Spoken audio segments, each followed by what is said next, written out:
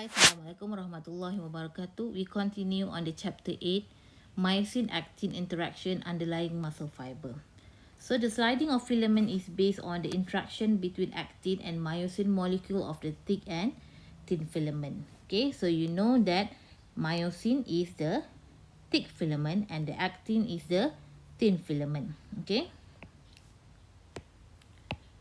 so before we start, you must know that the structure of the myosin. So this is the thick filament of myosin, which is alternately arranged between the thick and thin filament. So the myosin consists of the long tail. So this long tail we attach to other myosin molecule, and the head, globular head structure. This head is the center of bioenergetic for the myosin. It means it control or it power the muscle contraction. Dia yang mengawal tenaga yang menyebabkan adanya muscle contraction. Okay, so what happened to trigger this process? So the myosin head, this myosin head will hydrolyze the ATP. ATP, you know, adenosine triphosphate is the source of energy. Dia akan hydrolyze ATP and form ADP and phosphate. Okay. So at this point, when this myosin hydrolyze the ATP to become ADP, now the head is already in the high energy configuration. Maksudnya dia dah dapat tenaga. Okay, so awak kena ingat ini, this one is the actin molecule. Okay, this is the thick filament, this is the thin filament. Dekat actin ni ada banyak site, okay, tempat pelekatan. Antaranya ialah cross bridge binding site. Ada lagi beberapa site such as calcium site, troponin site, and then actin molecule juga diselaputi oleh beberapa regulatory protein. Nanti kita akan tengok nanti. Okay, so bila head of the myosin is already in high energy configuration, apa yang dia akan buat? Dia akan cuba bind kepada actin melalui binding site. Okay, binding site yang ada di sini. Okay, banyak lumah-lumah ni kan. So this is the binding site for myosin head. Dia akan bind kepada actin and form cross bridge. Once it bind to the actin, we call it forming the cross bridge, okay, to the actin filament. Okay, so what happened? Okay, when this head already bind to the actin, okay, it will release the ADP, okay, and the phosphate that it formed previously. Okay, myosin relax to its low energy configuration, okay, and then sliding the thin filament. So now dia dah bind. Sekarang ni dia nak release semula ADP dengan phosphate tadi, sebab dia dah nak rendahkan ataupun nak low the energy configuration. So when this ADP and phosphate is released, okay, is released from the head, okay, at that time the thin filament akan move toward the center of sarcomere, okay, which is near to the left. Okay, dia akan gerak ke arah sarcomere. So waktu inilah berlakunya sliding. Okay, yang thin filament akan slide to the other way, and the thick filament will go to the opposite side. So that is the sliding of the myosin and actin. Okay, so this sliding will produce a muscle contraction ataupun muscle movement. So this is the process. Okay, so pelekatan myosin head kepada actin tadi hanya untuk membantu ataupun trigger the sliding. Sebab tu nama mekanisme ni ialah sliding of filament. Okay, I hope I will give you a video, okay, that will explain more on this. So awak boleh nampak lah macam mana grafik dia, lebih faham. Tapi konsep yang awak perlu faham ialah dalam pergerakan muscle ni, dia melibatkan myosin dan actin. Yang membantu dia sliding tu ialah the head myosin that form a cross bridge with the actin. Alright. So we go to the role of calcium and regulatory protein. If you still remember, we have learned that calcium help in conducting the impulse, okay, from the neuron to the muscle. Check balik previous lecture notes. Okay, so the skeletal muscle fiber contracts when stimulated by motor neuron. Bila ada motor neuron, neuron yang membawa impulse and then attach kepada muscle, kita panggil motor neuron. Okay, bila ada motor neuron, barulah skeletal muscle tu akan contract, akan melakukan kerja. Okay, when a muscle is at rest, okay, the myosin binding site of the thin filament are blocked by the regulatory protein. Okay, ini ialah cerita tentang tadi. Okay, yang waktu kita belajar tadi ialah waktu muscle contraction, di mana myosin binding site yang terletak, okay, di bahagian actin filament tadi, dia akan attach dengan head of myosin, kalau masih ingat Okay, so itu berlaku pada waktu muscle contraction. But what happen when muscle is at rest? At rest maksudnya tenaga tak digunakan, masa kita tak bergerak, kita tengah rehat. So what happened at this time? The myosin binding site which located, okay, on the actin filament is blocked, are blocked by the regulatory protein which called tropomyosin. Awak nampak tak tropomyosin ni macam tali ni, dia melindungi ataupun dia block lubang-lubang binding site of the myosin. Okay, so this is happen during muscle at rest. Okay, so sekarang ni kita nak melakukan kerja, masa kita nak buat contraction.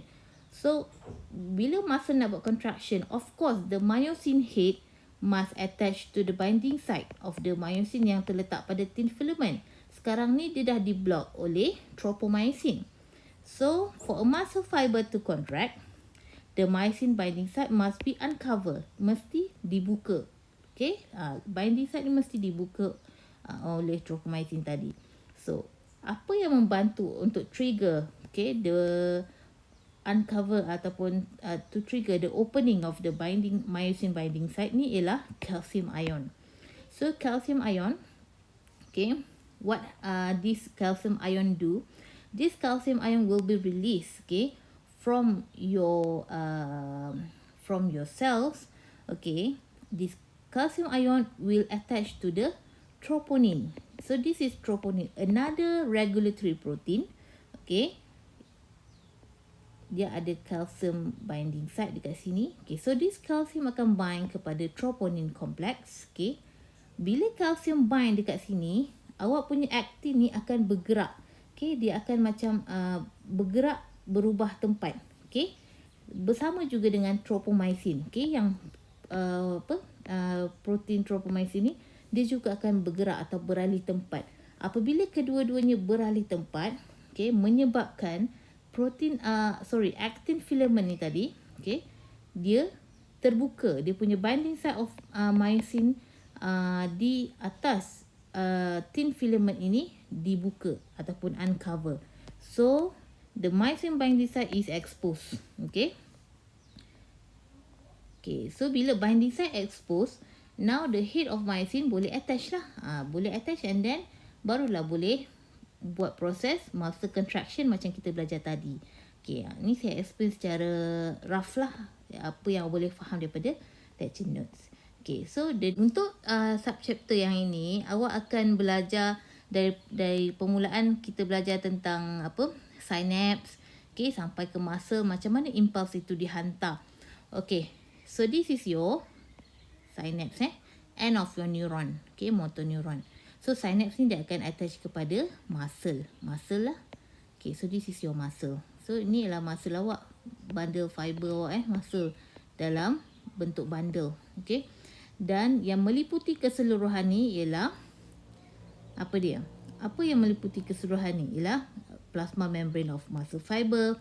And then kita ada daripada plasma membrane ni yang menghubungkan ke dalam, dia macam ada liang. Kalau dalam plant tu dia ada liang plasmodiasmata. Kalau dalam muscle ni yang menghubungkan luar dengan dalam ialah T-tubules. Okay, penting ni, T-tubule ni penting. Okay, so T-tubules ni akan membawa apa-apa messenger ataupun impulse daripada luar untuk ke dalam internal, okay, internal side of the muscle. Okay, so yang meliputi muscle out kat dalam ada satu lagi layer, which is sarcoplasmic reticulum. Dia dalam macam bentuk membrane saja.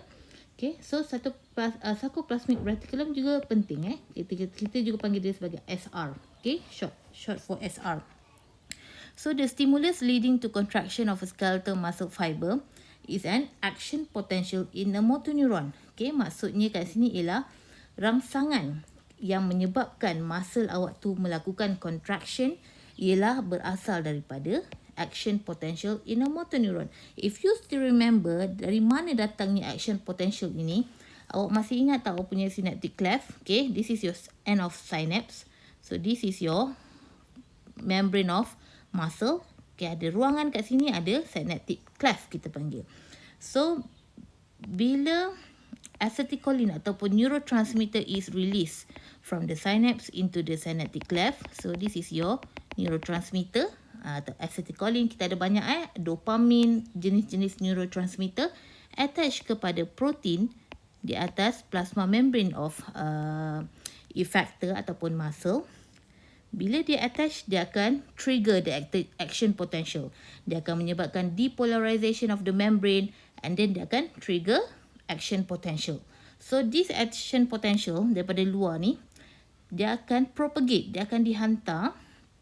Sekejap ya. Alright.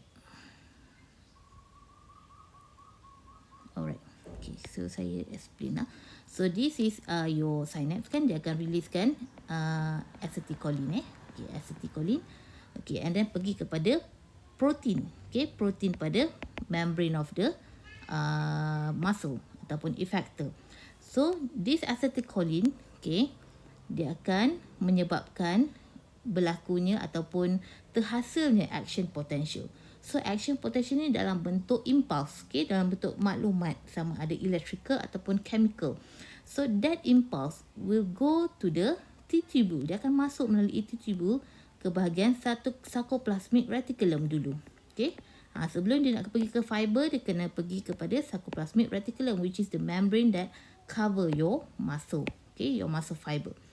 Okay. Now what happened? This action potential go to sarcoplasmic reticulum. Okay, and then if at that time your muscle is at rest, okay, at rest condition, meaning your myosin binding site is covered by the protein tropomyosin. So this sarcoplasmic reticulum will initiate the release of the calcium ion. Okay, bila dia release calcium ion, barulah myosin binding site itu akan uncover, so that the myosin head boleh attach kepada actin and then cause the sliding action, the sliding filament of myosin and actin, baru dia boleh trigger the muscle contraction. So that is happening. Okay, so the action potential travel to the interior of the muscle fiber. Okay, and then this action potential will propagate through the transverse T-tubules. Okay, so the action potential along the T-tubules causes the sarcoplasmic reticulum to release calcium ion. This calcium ion will later bind to the tropomyosin complex on the thin filament, and then they cause the myosin binding site, okay, to open ataupun to open and to allow the cross bridge cycle to proceed. Okay, so that is the process. Okay, macam saya explain tadi dah dalam gambar. Okay, so this is the review of contraction in a skeletal muscle fiber. So this is your synaptic end. Okay, so the acetylcholine from the vesicle membrane will be released to the synaptic cleft, attached to the protein on the membrane of the muscle. Okay, and then they trigger the action potential. So this action potential will propagate. Okay, akan dibawa ke dalam internal side of the muscle through the T-tubule. Okay, remember the T-tubule. Okay, so this T-tubule, okay, dia akan menyebabkan, okay, the sarcoplasmic reticulum to release calcium ion. Okay, so this calcium ion later will bind to the troponin complex. Okay, and then the binding of the calcium ion to the troponin complex will cause the tropomyosin and the actin filament to shift in shape. Okay, akan berubah bentuk ataupun beralih tempat, and then cause the opening of the myosin binding site.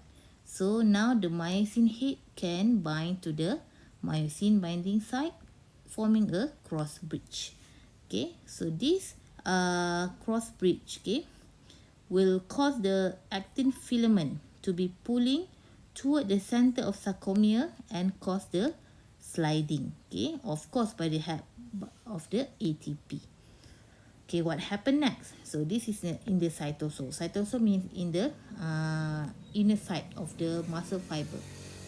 The cytosolic calcium ion is removed by active transport into the cytoplasmic reticulum after action potential ends. Okay, whenever calcium is no longer needed, so they will be transport back or given back to the SR. Okay, so next, the tropomyosin blockage of myosin binding site is restored. Okay, contraction ends and muscle fiber relax. Okay, when there is no more muscle contraction is happen, the tropomyosin will block again the myosin binding site. Okay, macam ni. Dia akan tutup semula myosin binding site tadi and then muscle back to normal condition. Relax and the contraction ends. So this is the cycle in muscle contraction. Alright, so that's all for chapter 8. Okay, that is the end of the chapter 8. Okay, I will give you additional video, okay, for you to more understand in this chapter. Okay, thank you for your time. Bye.